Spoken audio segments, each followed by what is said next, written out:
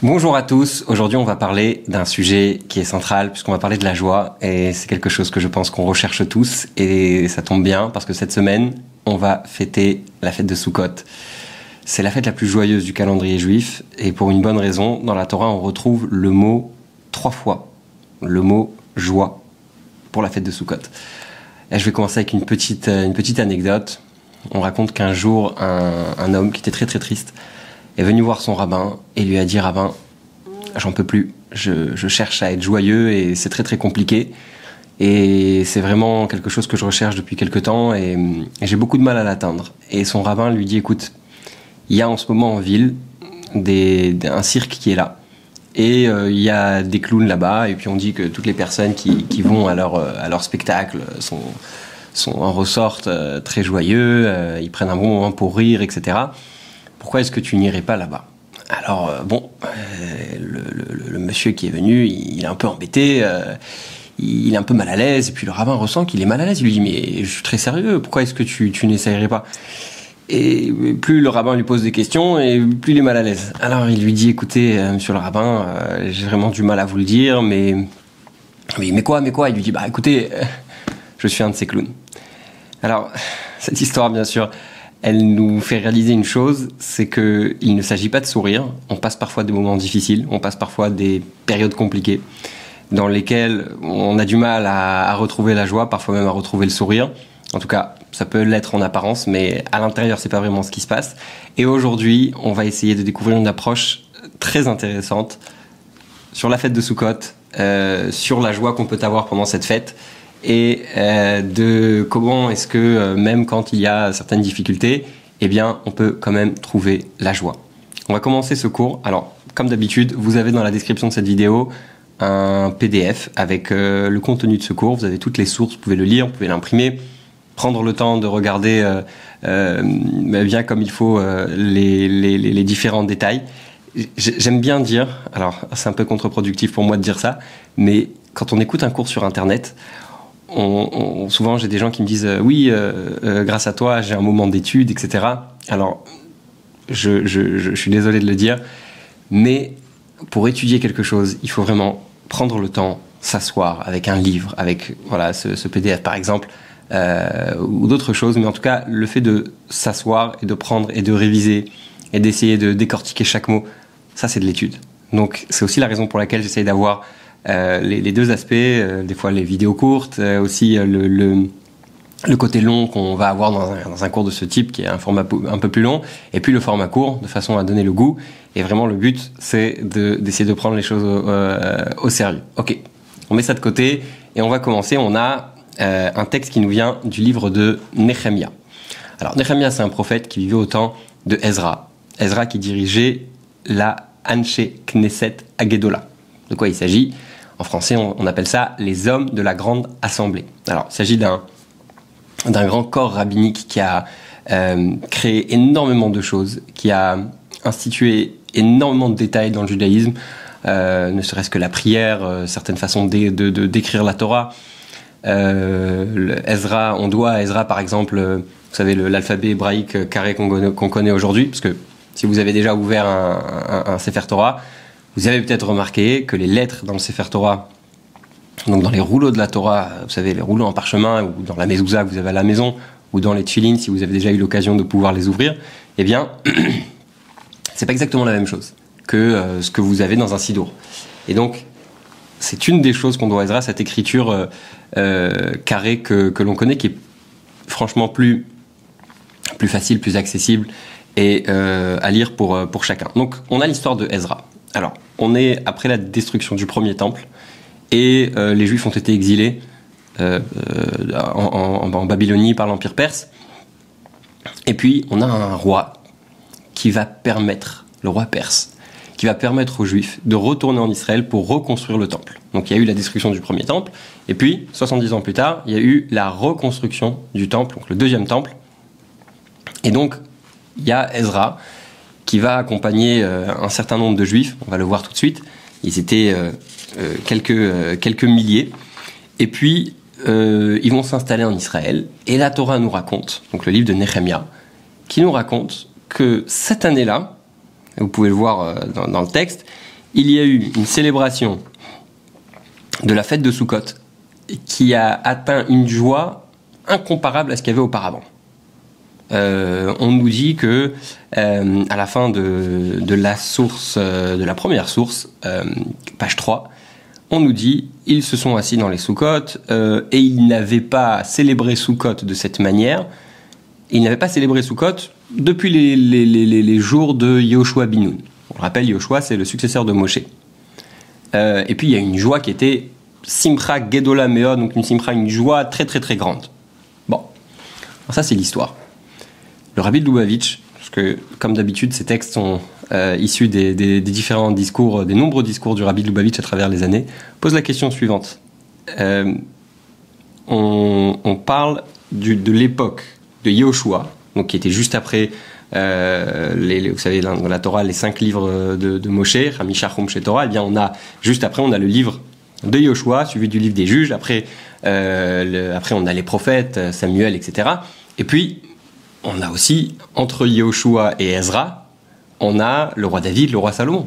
Alors envie de poser la question, on n'a pas fêté la fête de Sukkot on n'a pas fêté Sukkot au temps de David et de Salomon. Comment est-ce qu'on peut dire une chose pareille?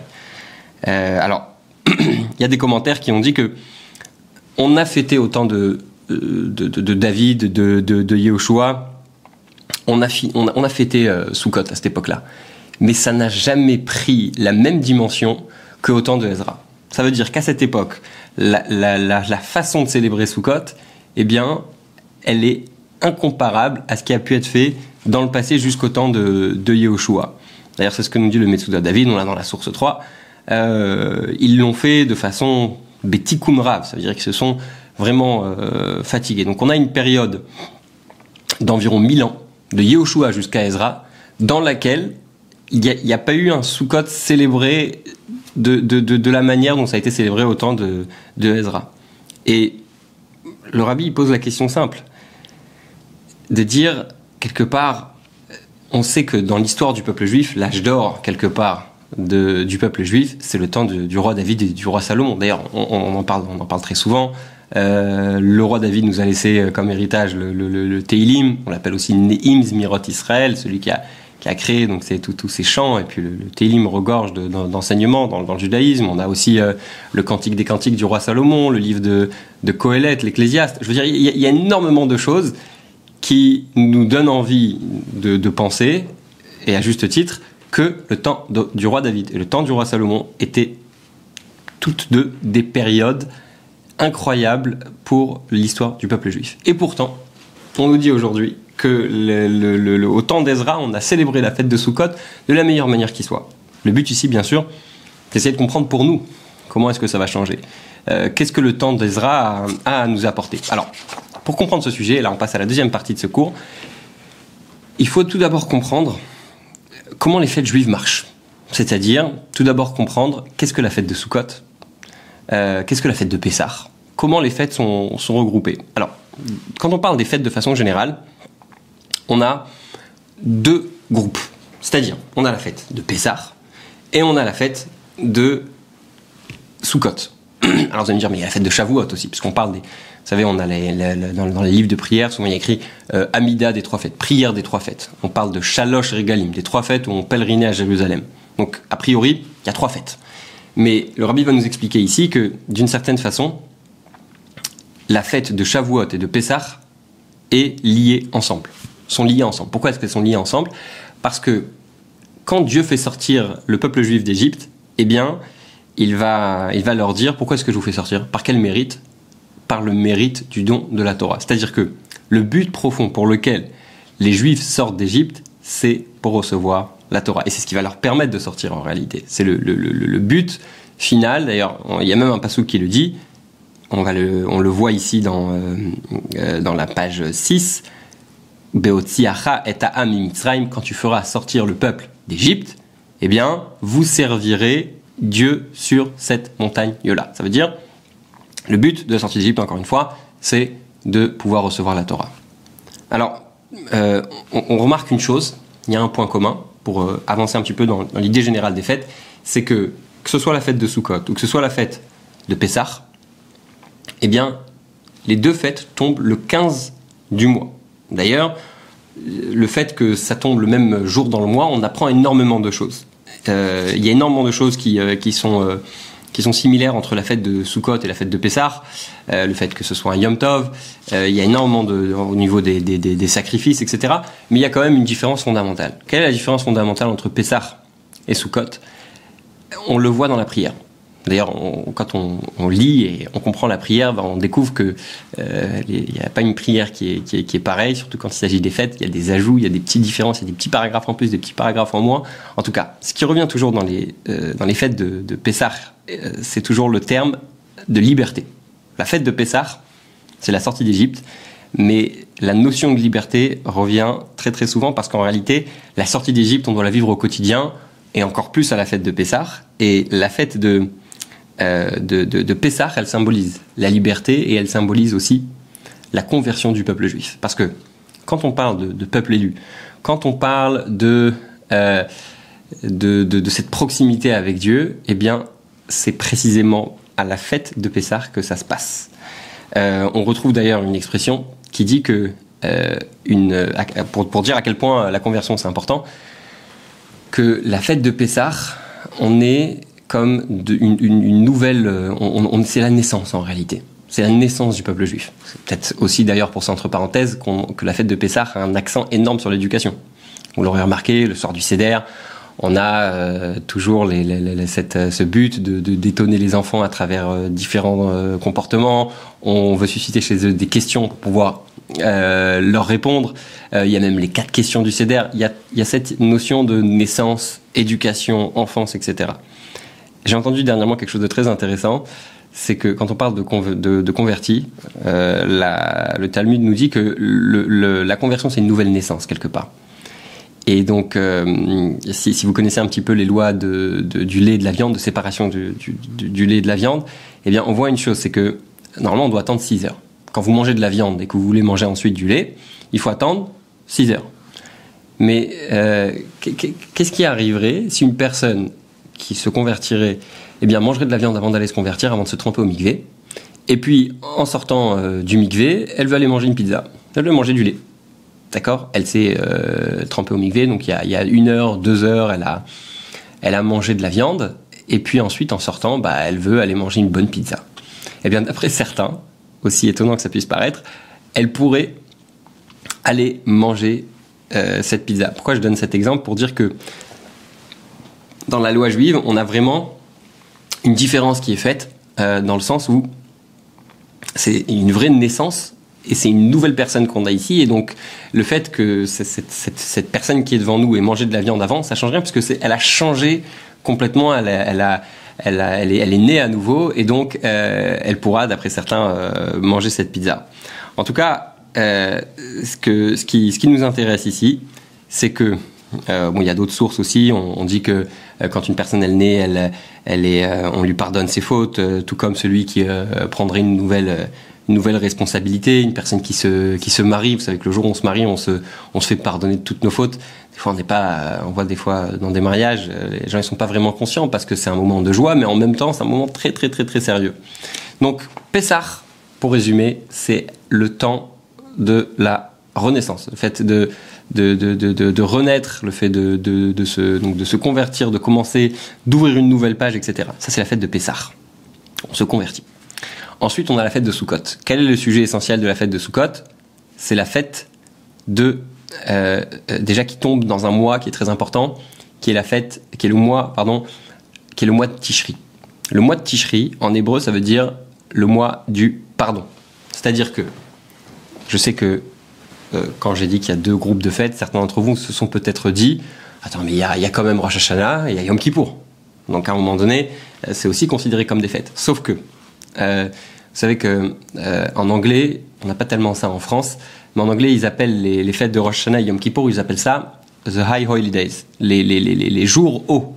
D'accord ? En hébreu, on appelle ça les Yamim Noraim, les jours redoutables. On pourrait traduire ça par redoutable. C'est-à-dire que c'est pas véritablement des fêtes. La joie, même si elle a sa place, parce que la joie, et on va en parler longuement tout à l'heure, la joie a sa place dans toutes les mitzvot de la Torah, eh bien, les fêtes de Rosh Hashanah et Yom Kippour, la joie, c'est pas le sujet essentiel. On aura peut-être l'occasion d'en parler à une autre occasion. En tout cas, si on peut parler d'un seul sujet, si on peut parler d'un sujet central, pendant les fêtes de Rosh Hashanah et Yom Kippour, c'est le sujet de la Teshuvah. D'ailleurs, on appelle ça les 10 jours de Teshuvah. Depuis le premier jour de Rosh Hashanah jusqu'à Yom Kippour, on appelle ça les 10 jours de Teshuvah. Et le mot Tishri lui-même veut dire aussi pardonne. On a ici une citation Tishrei ou Vetishbok ou Traper al Chove Amecha. Tu vas pardonner les dettes de ton peuple.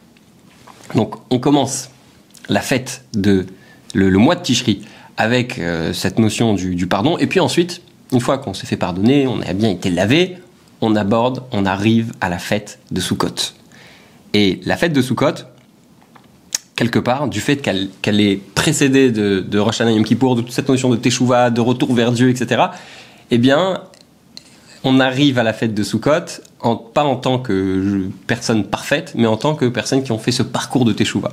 Et on devient donc des Baalei Teshuvah. Souvent, on va utiliser ce terme pour des gens qui ont dans leur vie passé un moment où ils ont pris énormément de décisions, ils ont commencé à faire Shabbat, ils ont commencé à manger kasher.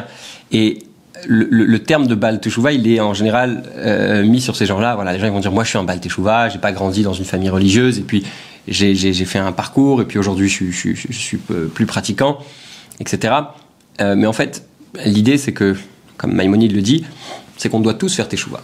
C'est qu'on doit être toute sa vie dans une démarche de Teshuvah. Donc on peut tous être un Baal Teshuvah, même si on a une barbe, et même si on est très très religieux, on a tous le devoir à chaque instant de faire Teshuvah, parce que c'est quoi la Teshuvah ?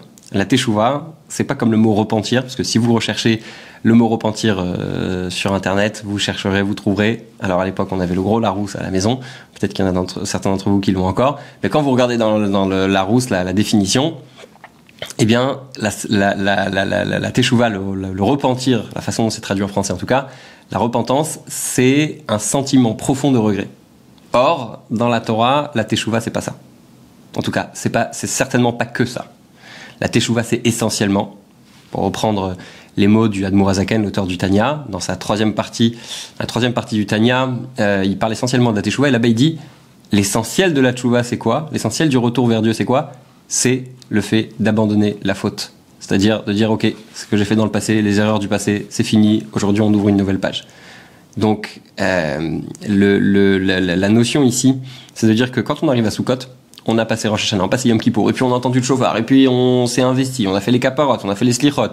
C'est assez incroyable de voir comment même ces dernières années, c'est devenu quelque part une certaine mode, qu'il y a beaucoup de gens qui vont au slichot dans des synagogues à Paris, et j'ai envie de dire tant mieux. Tant mieux, parce que ça montre qu'il y a un élan énorme. En tout cas, ce que je veux dire, c'est que quand on arrive à la fête de Sukkot, on est dans cet élan de Teshuvah, ce qui fait que quand on arrive à cette fête, on n'est pas parfait comme on l'était à la fête de Pessah. Et en réalité, c'est aussi pour ça que pendant la fête de Sukkot, on va prendre le loulav, le etrog, vous savez, les 4 espèces, parce que, vous l'avez peut-être déjà entendu, les 4 espèces représentent 4 types de juifs. Alors, attention, je précise avant de commencer. Souvent, on présente ça comme les types de juifs qui sont intéressés. Par exemple, le etrog, c'est le juif qui fait les mitzvot et qui fait la Torah parce que le etrog a du goût et a aussi de l'odeur. La feuille de myrte qui est le hadas, eh bien a seulement l'odeur, donc ça représente que les bonnes actions. La feuille de saule, c'est ce qui représente ni le goût ni l'odeur, donc ni les bonnes actions, ni l'étude de la Torah. Et puis le loulav, c'est l'étude de la Torah parce que ça n'a que du goût. Le loulav, ça vient du palmier. Le palmier produit des dattes, et donc c'est la notion de goût. Les dattes n'ont pas d'odeur, mais elles ont en tout cas pas autant d'odeur certainement que le etrog, qui est le cédra, qui a une odeur très très forte. En réalité, quand on parle de toutes ces différentes choses, ce sont des juifs qui font tout. Ça veut dire que pour reprendre l'exemple de la feuille de myrte qui a l'odeur et pas le goût, et ça symbolise les mitzvot, on a aussi cette idée de dire que c'est une personne qui étudie la Torah et qui fait les mitzvot, mais son aspect essentiel, c'est le fait de faire les mitzvot. C'est-à-dire qu'il va étudier aussi, parce que forcément, si on veut faire, il faut savoir faire. Si vous n'avez pas étudié, vous ne pouvez pas savoir comment faire. On est obligé d'apprendre un moment, de même d'avoir une éducation. Et donc, en réalité, on parle ici de 4 types de juifs qui vont avoir l'accent sur une certaine chose. Et ce que le Midrash dit, ce qui est très intéressant, c'est que le Midrash dit à la fête de Sukkot, on a ce rassemblement sous la souka, surtout à Paris où des fois on n'a pas la possibilité d'avoir une souka à la maison. Eh bien, on va se réunir dans une souka communautaire, on va avoir tout type de personnes sous cette souka.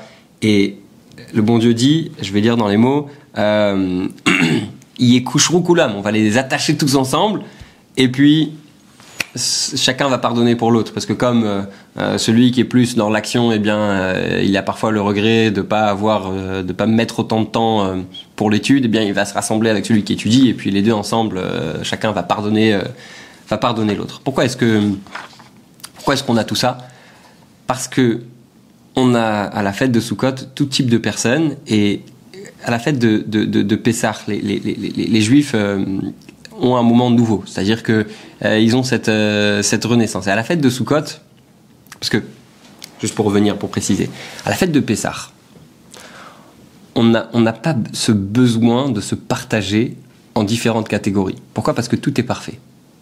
Ça veut dire que on a ouvert une page blanche. Quand on regarde un enfant qui vient de naître, est-ce qu'on pourrait dire qu'un enfant qui vient de naître, il a des choses à se reprocher?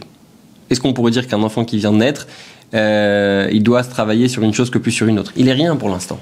C'est-à-dire qu'il n'a pas encore développé de caractère, il n'a pas encore développé de bonnes choses, de mauvaises choses. Il est tout neuf, tout est propre. Il n'y a pas de problème. Donc on ne va pas commencer à pointer du doigt et dire « Ah, il y a tel type d'enfant et tel type d'enfant ». Il n'y a pas des nourrissons qui ont un caractère. Alors bien sûr, si on creuse, on va pouvoir voir, et il y a des choses qu'on va remarquer chez certains bébés qu'il n'y a pas chez d'autres. Mais tout au début, l'enfant, il n'a pas vraiment encore de caractère. Donc c'est un peu la même chose avec Pessah. On n'a pas besoin encore de dire il y a tel et tel type de juif, puisque ça vient de commencer. Et puis il y a cette nouvelle naissance, parce qu'on parle de conversion. Alors qu'à la fête de Sukkot, on a passé un certain temps, et même si on regarde historiquement, quand on arrive à la fête de Sukkot, les Juifs, ils ont une certaine histoire. Il y a eu le veau d'or, il y a eu tout type d'étapes, il y a eu les Juifs qui se sont plaints à différents moments dans le désert. Et donc, ils ont besoin de se faire pardonner. Et donc, en fonction de ce qu'on a fait, parce qu'on fait pas tous les mêmes erreurs, on n'est pas tous attirés vers les mêmes choses, vers les mêmes vices, etc. On n'a pas tous les mêmes pulsions, les mêmes envies. Et donc, on a, en fonction de nos erreurs et en fonction de nos qualités, on va aller vers un différent type de différentes façons de s'attacher à Dieu.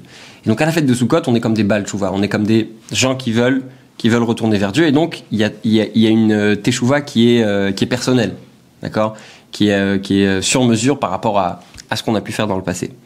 Et ce que la fête de Sukkot elle vient nous apprendre justement, c'est que on est tous il y a une phrase dans le Zohar qui fait référence à ça, une phrase qui dit Amarti Aale Betama. J'ai dit, je vais grimper sur le palmier. Et le mot Aale, en hébreu, Aleph, Aïn, Lamed, He, fait référence à Etrog, donc le fruit qui a le goût et l'odeur. Aïn, c'est la harava, donc c'est la feuille de saule qui n'a ni goût ni odeur. Le loulav, donc c'est la feuille de palmier, la grande branche. Et puis Hadas, c'est la feuille qui a de l'odeur. Et donc Dieu nous dit à ces 4 types de juifs, peu importe de quel type de juifs on fait partie, Dieu nous accepte. On a déjà effacé tout à Rosh Hashanah Yom Kippour et on est prêt à passer la fête de Sukkot. Donc une fois qu'on a expliqué ça, qu'est-ce qu'on peut comprendre? On peut comprendre que la fête de Sukkot, ce soit une source de joie. Encore une fois, au début du cours, on avait précisé que à la fête de Pessah, il n'y a qu'une seule fois le mot... le mot Simcha n'est pas mentionné pendant la fête de Pessah. C'est-à-dire les versets de la Torah qui parlent de la fête de Pessah ne mentionnent pas le mot joie.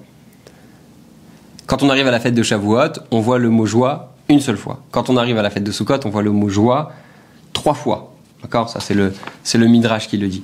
Et là, on peut comprendre qu'est-ce qu'il y a de spécial pendant la fête de Sukkot. En réalité, on pourrait se dire la chose suivante. Qui est-ce qui peut se réjouir dans la relation qu'il a avec Dieu et de façon générale, puisque ça impacte toute la vie? C'est forcément celui qui est parfait. Celui qui a tout bien, celui qui est en ordre. Si on lui demande qu'est-ce que tu as fait, il va dire moi je me suis levé le matin, je vais à la synagogue tous les matins, et puis je me lève à l'heure, et puis je suis jamais en retard. Le tzaddik, le tzaddik en hébreu, c'est le même mot que tzedek, ça veut dire la justice. C'est celui qui est juste, il n'a rien à se reprocher. Donc lui, il peut se réjouir. Alors que celui qui a fait des erreurs, il ne peut pas se réjouir. Vous voulez qu'il se réjouisse de quoi? Il a tellement de choses à rattraper. Et c'est valable pour tout un chacun. C'est très rare les tzaddikim. C'est très rare les gens qui vraiment n'ont rien à se reprocher. Alors on pourrait se dire, bon, bah, celui qui a rien à se reprocher, il va se réjouir. Mais celui qui a un chemin à rattraper, celui qui doit faire un retour vers Dieu, quand on se sent redevable, quand on sent avoir un certain manque, on ne peut pas penser à se réjouir. Et là, ce que le rabbi va nous dire, c'est non, au contraire.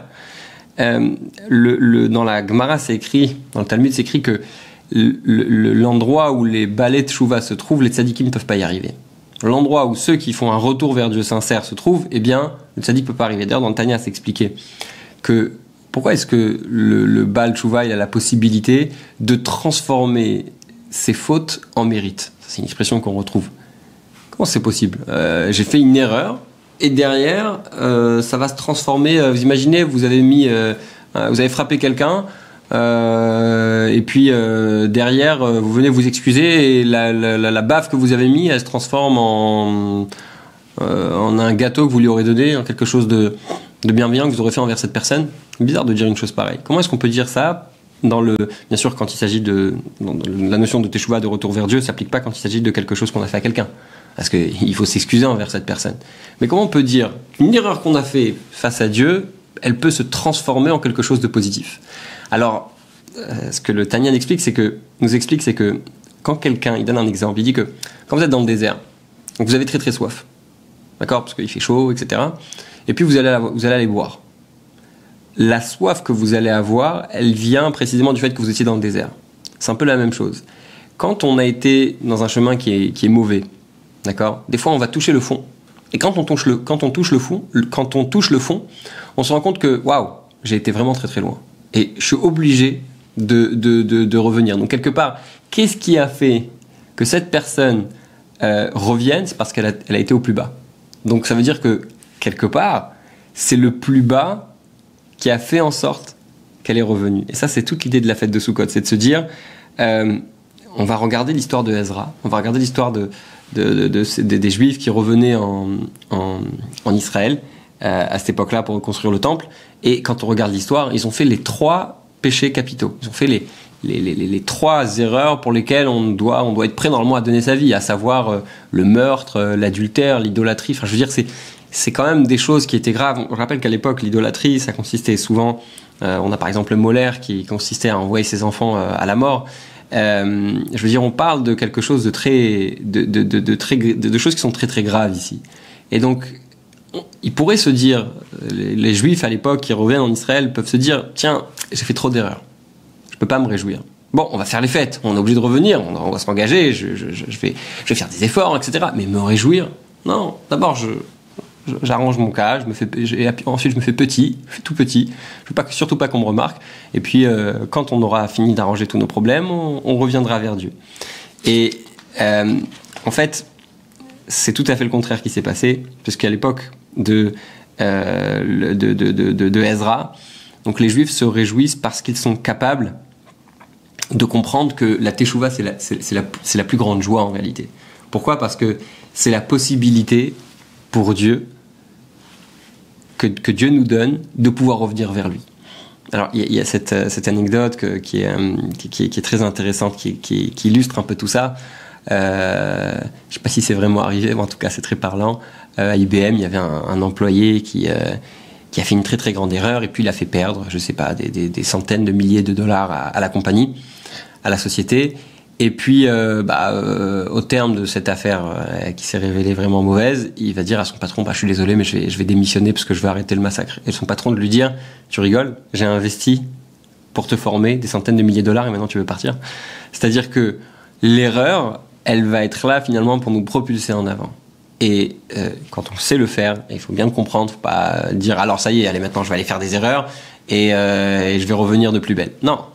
L'idée, c'est de dire, voilà, j'ai fait mon erreur, maintenant j'ai une prise de conscience, et cette prise de conscience, elle va me faire aller de l'avant, et c'est précisément pour ça que je vais aller me réjouir. Et ça ne doit pas être une source de désespoir qui va nous mettre qui va nous faire retourner en arrière.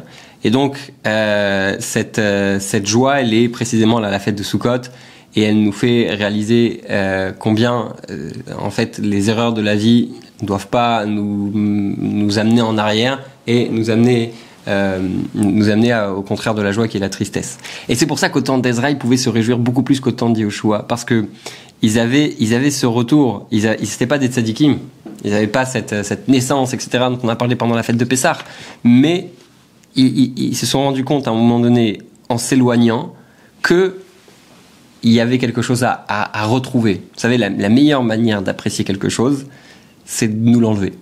On se souvient tous pendant le Covid qu'on n'avait plus la possibilité de faire les fêtes, et on s'est rendu compte à quel point on avait de la chance de pouvoir célébrer des mariages, de pouvoir célébrer des bar mitzvahs, de pouvoir célébrer des joies familiales, parce que en fait, la seule façon d'apprécier quelque chose, c'est de nous l'enlever. Quand on nous enlève quelque chose, on se rend compte, ah, j'en ai envie.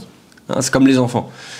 Des fois, ça peut être très difficile d'éduquer nos enfants, et puis on a des difficultés, on va s'énerver, on va passer un moment difficile, et puis ensuite on va pas voir nos enfants pendant quelques jours parce qu'ils sont partis en vacances, partis en colonie de vacances ou peu importe, et puis là on va se dire, ah, j'ai envie de les retrouver. Encore une fois, la notion de manque, elle va créer après le plaisir, et c'est la même chose ici.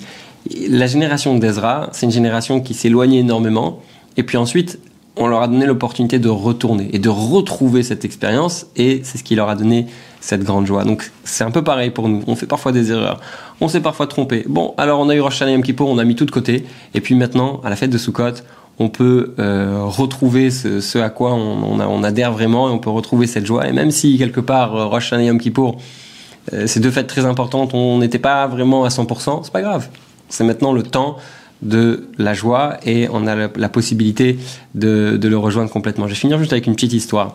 Il y avait un homme politique qui était parti voir le Rabbi de Lubavitch, et qui lui a dit qu'il avait eu un moment difficile, il avait perdu des élections, etc. Et puis il était parti prendre conseil chez le Rabbi de Lubavitch. Et le Rabbi lui a dit, à un moment donné, j'aimerais que vous sautiez sur la table, que vous me rejoigniez de l'autre côté du bureau. Alors il ne comprend pas trop. Et puis il lui dit, mais vraiment? Il lui dit, oui, j'aimerais que vous sautiez de l'autre côté du bureau. Et donc il va s'écarter, il va reculer un petit peu pour pouvoir sauter, et le Rabbi lui a dit, stop, qu'est-ce que vous faites là? Il dit, je recule pour mieux sauter. Et vous l'avez compris, le Rabbi lui a dit, c'est exactement ce que vous êtes en train de faire aussi dans votre vie de façon générale. Parfois il faut savoir reculer pour mieux sauter. Je vous souhaite à tous et à toutes une d'excellentes fêtes de Sukkot.